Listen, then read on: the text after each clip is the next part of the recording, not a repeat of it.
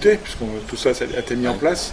Est-ce qu'il y a des points où vous avez parlé d'Anville et on ne l'a pas entendu? Je vais en citer un qui est encore d'actualité, mais comme c'est l'avis du Conseil économique et social, je vais le redire très tranquillement. La liaison entre le nord et l'ouest de l'île, nous n'avions pas préconisé la solution qui est retenue. Et nous avions expliqué à l'époque pourquoi, en disant il y a nécessité de poursuivre les études sur 2 tracés différents, parce que toutes les études qui devaient être menées en ce qui concerne le tracé en mer n'étaient pas terminées. On ne connaissait ni la bathymétrie, c'est-à-dire les fonds, ni la courantologie, c'est-à-dire tous les courants marins qu'il y avait, et on s'interrogeait sincèrement sur la possibilité de la ressource au niveau de la Réunion. Les carriers avaient attiré notre attention, les entreprises de transport avaient attiré notre attention, les chefs d'entreprise avaient attiré notre attention en disant nous n'avons pas les moyens et nous serons dans l'obligation sûrement d'importer des matières premières, des déblais pour faire ceci. Ça n'a pas été retenu, on verra bien ce que ça donne. Je constate simplement qu'on l'avait dit aux alentours de 2005-2006, nous sommes en 2010, on n'est pas encore sorti de l'auberge. Et aujourd'hui, la solution qui est retenue est une solution qui va nécessiter plus de déblais encore, puisqu'on va aller un peu plus loin en mer, pour pouvoir... Alors, je touche du bois, je souhaite que ça se fasse, mais il y aura tout de même quelques difficultés. D'accord. Vous étiez prononcé à l'époque sur le projet de tram-train, sur la problématique des transports entre le nord et...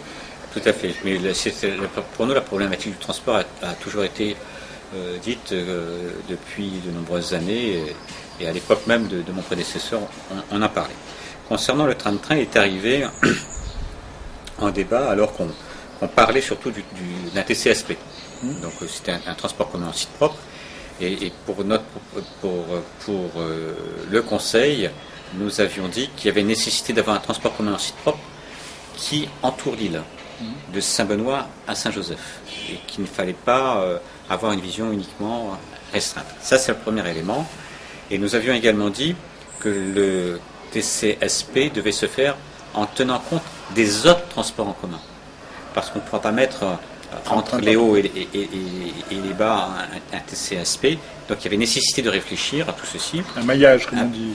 Voilà, c'est un maillage. Et moi, j'avais un léger sourire tout à l'heure parce que je pense à mon président de commission qui a toujours ce mot, c'est d'avoir un maillage fin au niveau de la Réunion. Même si en créole, maillage, ça veut dire autre chose, enfin bon. Oui, oui, d'accord, mais ceci dit, quoi que même en créole, on pourrait le dire, maillage fin. Oui, éventuellement. Ouais. Parce qu'il fait un peu de mariage avec... oui, parfois il y a des mariages qui sont fins, effectivement. Voilà. On n'y reviendra pas. Donc on l'avait dit, et sur la solution proposée, en ce qui concerne le tram-train, si vous regardez nos avis, nous avions dit pourquoi pas, mais toujours sur les mêmes conditions. Transport Saint-Benoît-Saint-Joseph et maillage fin.